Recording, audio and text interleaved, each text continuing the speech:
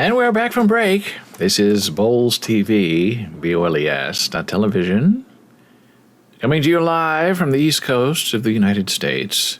Every day, high noon. So when you talk about an interesting topic that is difficult and boiling and twisted and fiery and ashen, you want to try to come at it the right way. Set it up properly.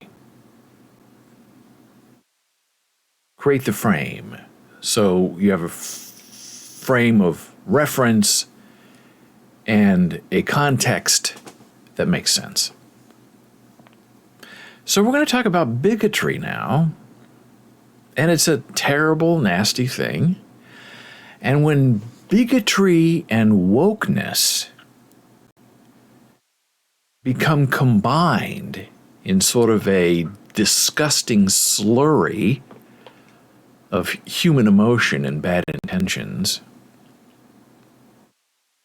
you have to be careful how you set the stage. So I'm going to try to do that now by talking about a couple of self-admissions and also talking about how things work in the deaf community. So the first thing we're going to talk about,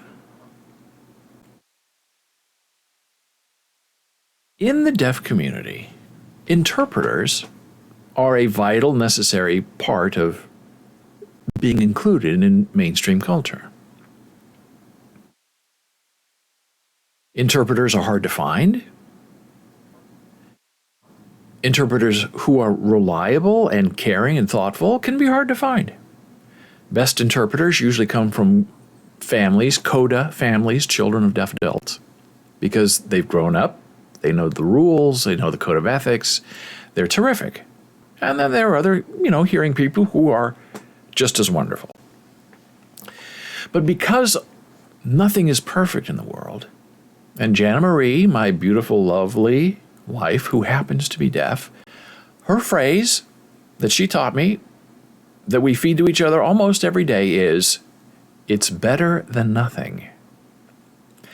And if you're deaf or disabled, sometimes you are expected to have nothing. And when it comes to interpreters, people who are not deaf tend to like perfection in representation. Meaning, you have a deaf woman in a meeting.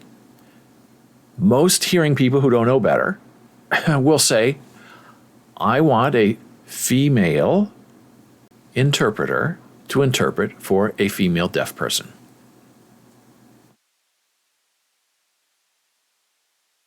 But in the real world, it doesn't work out that way. Sometimes you have men voice interpreting for women in a meeting, and it throws people off who don't know any better, and they get upset. Well, why wouldn't you have a woman interpreter interpret for a woman? Well, it doesn't really matter, because the important thing is the person being understood, the deaf person, and is the deaf person understanding? So you don't go by gender to create a proper context frame for understanding.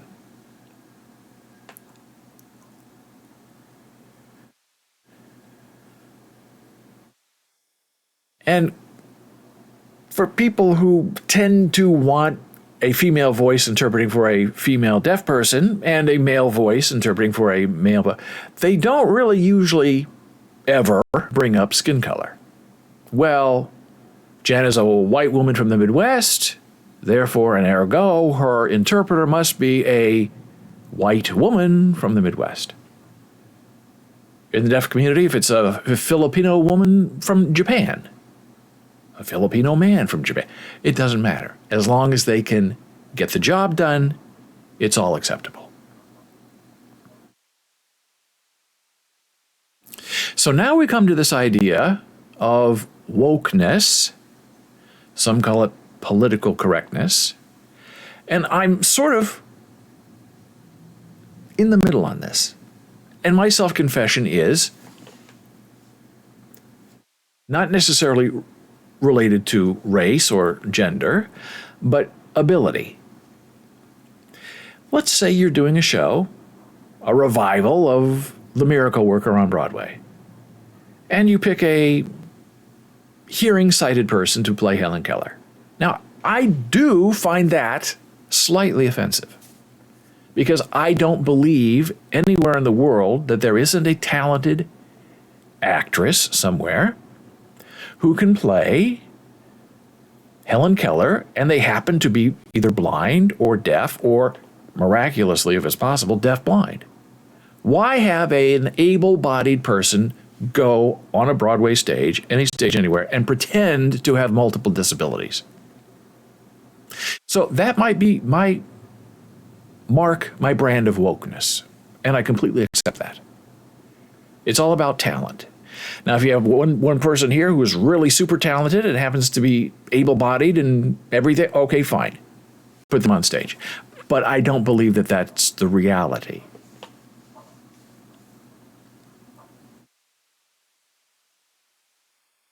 So many years ago, Jana Marie, my beautiful deaf wife, was involved with the Theater Development Fund. And one of my star students at Rutgers, named Mary Claire Mullane, wrote this beautiful article way back 20 years ago. Oh, I can't believe it's been that long. About the Juilliard Interpreter Training Program. And this is a program at Juilliard where the Theater Development Fund would bring in interpreters from all over the nation to come in and learn how to properly interpret a show. And like the final project was, they would interpret a Broadway show with each other, with the deaf advisors, and Jana was one of the deaf advisors who was teaching the hearing people how to interpret a Broadway show for the deaf. And I'll put this link in our Discord server so you can take a look at it. And I, this morning, took all these images and updated them with my AI program.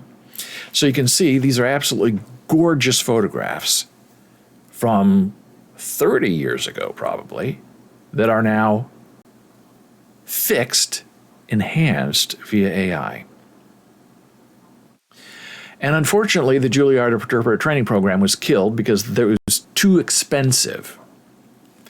But the woman who was in charge of this program was Lisa Carling. And this is Lisa from 20 to 30 years ago. Charming, wonderful, talented person. Been around a long time. And Mary Claire goes on to do this wonderful explanation. These are the people who were in New York being taught and trained by Broadway interpreters and also deaf interpreters. And as we continue on, we see, oh, look, who do we see? The beautiful and talented Jana Marie Sweetheart. There on stage, interpreting with one of the students in the program.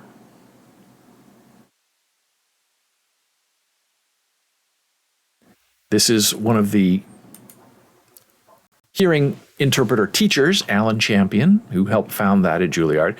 Unfortunately, he's dead, died of cancer, appendix cancer, as strange as that sounds. Did a wonderful job, gave Jana her first big break on Broadway. And here she is, the superstar of my life, Jana Sweetheart, interpreting for, I believe this is 42nd Street, on Broadway.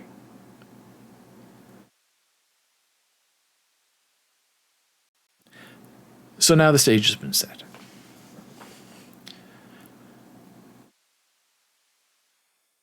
And now we're going to get into a really nasty part of all of this. And it's very upsetting to me. As you can see, I'm personally, professionally invested in theater, in my wife, in interpreting, in what's right and what's wrong. And a terrible thing has happened on Broadway.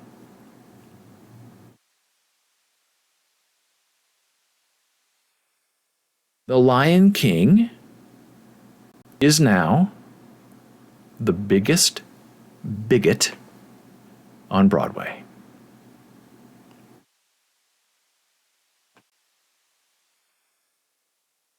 New York Post.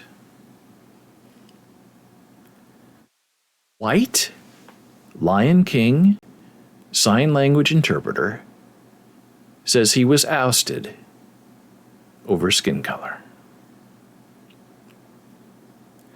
And this is where wokeness and intention and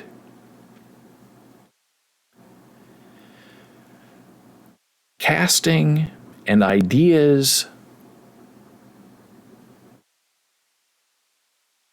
become very confused and very mixed up, and intention does not properly meet reality.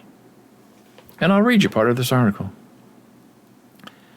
This is Keith Wan. He is an interpreter, and he filed a federal discrimination lawsuit on Tuesday against the Theater Development Fund. You just saw Theater Development Fund, Juilliard Interpreter Training, Lisa Carling. Remember her name. You saw her face. And the director of its accessibility programs. It's not the Great White Way. A white sign language interpreter says he was booted from The Lion King on Broadway because of his skin color. Keith Wan, 53, was one of at least 2 people forced off the production by the non-profit Theater Development Fund, which staffs Broadway shows with American Sign Language interpreters, after the group decided it was no longer appropriate to have white interpreters represent black characters for ASL Broadway shows. And I read that yesterday, and my fury and my anger was unbound, because it's such a terrible, insulting thing to do. Gordon asked, did the theater have any say in it? Well, we're going to get to that, Gordon. But just the fact that you're the wrong color, that you can't interpret a show, is really the most disgusting thing I've ever heard. And there were multiple opportunities to fix this, and it was not fixed. Wan filed a federal discrimination lawsuit on Tuesday against the organization and the director of its accessibility programs, Lisa Carling. I can tell you right now, Lisa is in trouble, but she's not the only one. Carling told him and interpreter Christina Masla to back out of the show, which celebrates its 25th anniversary on Sunday, so they could be replaced by black sign language experts, according to the suit and emails obtained by the Post. To me, just seeing that discrimination, it doesn't matter if I'm white or black, says Wan. This is blatant, and I would just hope that other people who have also experienced this would step forward. Wan, a sign language interpreter and performer who has been working in New York for more than a decade, he'll never work again. Before or after this, he will now never work again on Broadway. He was offered the chance in March to work on one of Broadway's most acclaimed and longest-running shows. But days later, he was shocked when he received an email from Carling, Lisa Carling at the Theater Development Fund, sheepishly asking him and the other interpreter to leave the show, citing the current social climate.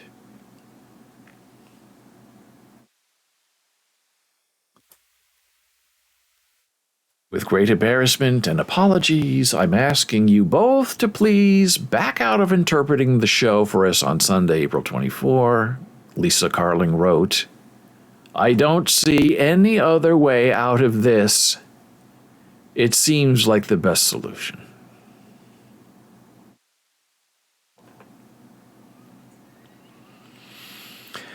Lisa Carling's decision came at the behest, this is very important, of Shelley Guy, the director of ASL for The Lion King, who I believe is deaf, and I've met her, and I can say, meeting her and reading this, surprised by any of it. Shelley Guy, the director of ASL for The Lion King, and called for Carling to get rid of all non-black interpreters, according to another email obtained by the Post and cited in the lawsuit. Now remember, I set the circle when we started. In the deaf community, it doesn't matter if a black person interprets for a white person, or if a man interprets for a female. The only thing that matters is competence in getting it done. That's the only standard that matters. Race, gender, wokeness, that should all be thrown out. But there's also a visual. And at The Lion King, I'm sure that there are more hearing people there than deaf people. And hearing people may say, oh, look at those white interpreters interpreting for a black play. Well, that's not right for this kind of musical. But those people you tell to F off and DIE because they don't know anything. You have to be strong.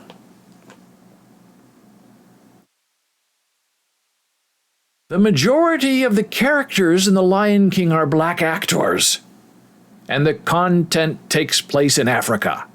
Shelley Guy wrote Carling on April 1st. Now, right there is when Lisa Carling should have stood up and said, Shelley Guy, what you're saying is ridiculous, and I'm stopping it right now. I appreciate your thoughts and your concern. I'm not doing it. Because, Shelley Guy, do you realize that The Lion King, the movie and the Broadway musical, were created, written, directed, script, music, all created by white people?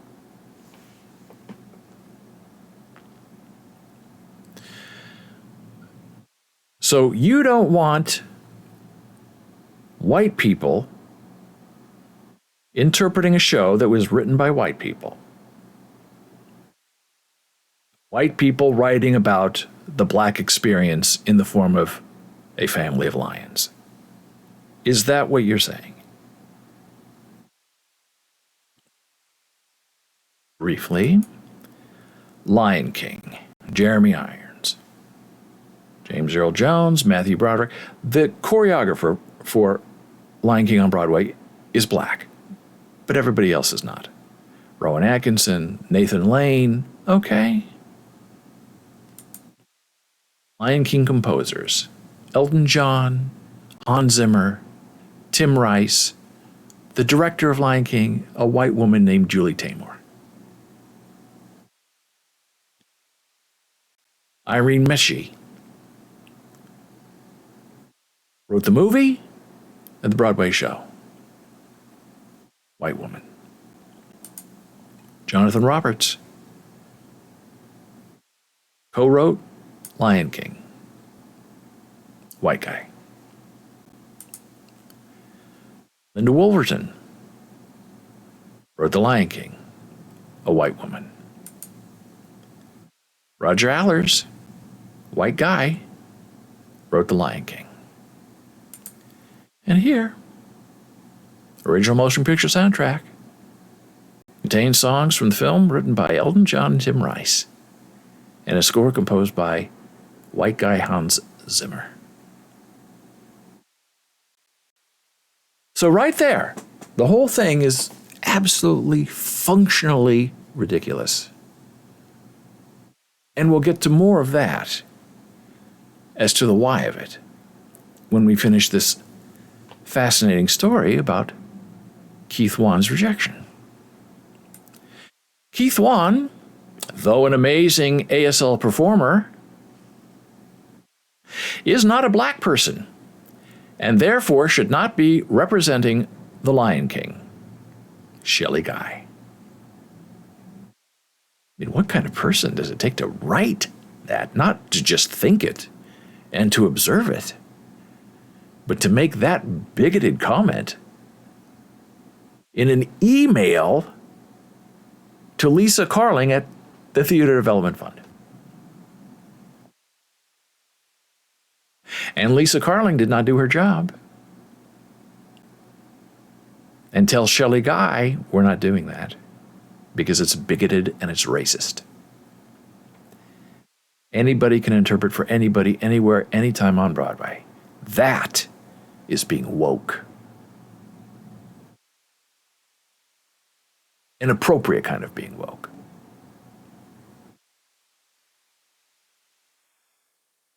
The following day after that message, Wan was out of a job and the $1,000 he would have been paid to interpret the performance. Now, the sad thing is the Theater Development Fund is a wonderful organization. They provide interpreting services for Broadway shows. They provide free tickets to kids who are disadvantaged. It's a wonderful organization, and they are going to lose a lot of money because there's no way for them to win this. There is no excuse in the world that can justify Keith being fired because the person who instigated the firing, Shelley Guy, said he's an amazing ASL performer. And the only reason he was denied the job is because of his skin color. So, I don't think they're going to sue Shelley Guy. I don't think they're going to sue Lisa Carling. They're going to go after the Theater Development Fund. And unfortunately, rightfully so. Keith Wan said he never answered Lisa Carling's emails or the phone calls that followed as he ruminated on what he should do next before ultimately deciding to take his case up in Manhattan federal court. And I'm so glad he did because this cannot stand. I lost sleep over it, Wan said, adding that he has interpreted for a diverse array of performers, including black actors, and even Donkey from Shrek, without an issue. Not until Shelley Guy. Not until Lisa Carling didn't stand up and do the right thing. So this conversation now expands beyond Broadway and The Lion King. And I've talked about these issues before. Non-traditional casting, right? Big thing. Oh, it's a big thing. Where you put someone who's not a white male in the role of someone who's not a white male role that's not a white male person. That's non-traditional casting. And I've had issues with that in the past. I understand the want and the need, but there's a way of doing it that isn't clunky and bigoted. For example, let's talk about Hamilton. Okay? Big Broadway show, big hit. Lin-Manuel Miranda, right? And he's telling the story of Alexander Hamilton and all the people around him, and they're old white guys. Gordon says, how disappointing. And Hamilton heralded as a breakthrough show. Now, if you're looking at it from a historical perspective, you might ask, well, wait a minute. All of the characters in Hamilton, in real life, in history, were old white guys. And on stage, they're played by people of color. Blacks, Latinos, Spanish, a wide variety. Now, is that historically accurate? Is that politically correct? Is that woke? Well, there are some in the community who think it's just fine. Now, let me spin this for your consideration. I have talked about this in the past, about non-traditional casting. Let's say Eugene O'Neill's Iceman Cometh. It's a story of an Irish family full of alcoholics and the dysfunction of it. It's very specific in time, 1920s America. It's an all-white cast of all white people. Now, there are some people who say, oh, you can go in there and, mix that up and put in, different genders and swap gender roles and suggest that one of the characters is gay or change their color, their culture. And I say, okay, all that's interesting as an experiment, but are you being true to the text? Are you being true to the story of a white middle-class family dealing with alcoholism in the 1920s? Oh, that doesn't matter. Non-traditional casting. Anybody can play any role. Okay. If that's what you believe, then let me ask you this. We're remaking the story of Alex Haley's Roots. And Kunta Kinte is going to be played by Brad Pitt. And the rest of the cast, we're going non-traditional. We're going to have Filipinos. We're going to have, white guys, white women, no blacks in the show. We're non-traditional casting Roots. And people are offended by that idea. How dare you? That's very bigoted of you. I say, well, why don't you have a problem with... You don't have a problem with, replacing the cast of Iceman Cometh. You don't have a problem with Hamilton not being about white guys and their foibles and their errors. But you have a problem recasting Roots as an all-white show, in an example. And then you're sometimes going to hear this phrase, it's our turn, and be very afraid of it. Because you are very subtly, but not quite so subtly, being put in your place. Well, it's our turn. It's our turn now. You had your turn. It's our turn. And now, I'm going to spin this one more time. Let's say someone is doing a revival of The Lion King on Broadway. And they decide, like Hamilton, to recast the show. And they decide they're going to use Chinese people, white people from the Midwest. Again, we don't need any blacks. Because it doesn't matter, right? Well, it's a show about Africa. Well, it's a show about lions. Iceman Cometh is a show about a white family dealing with alcoholism. Well, that's different. So the all-white version of Lion King? Well, in the woke theater of today, and theater is very woke, you're running out of time.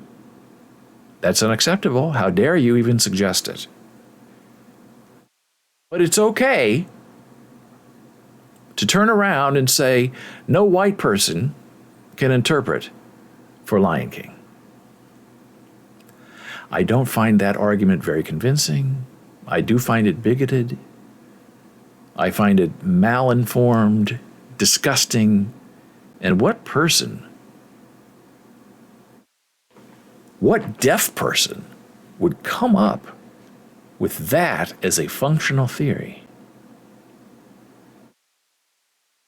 That only black interpreters can interpret for Lion King. Now, I wonder if Shelley Guy has, some kind of blood test that she uses, some kind of genetic DNA that she's going to employ in future productions to see if they're all white, all black, some black. How black is black enough? Is it only a visual for the hearing people watching the show? Oh yeah, she looks black, so she can interpret for the show. Well, her DNA is, 50% Chinese, 25% Filipino, 1% black. But she's dark-skinned, so I guess she passes. Is that how this is being decided? Or should it be decided on talent and ability and people who know what they're doing?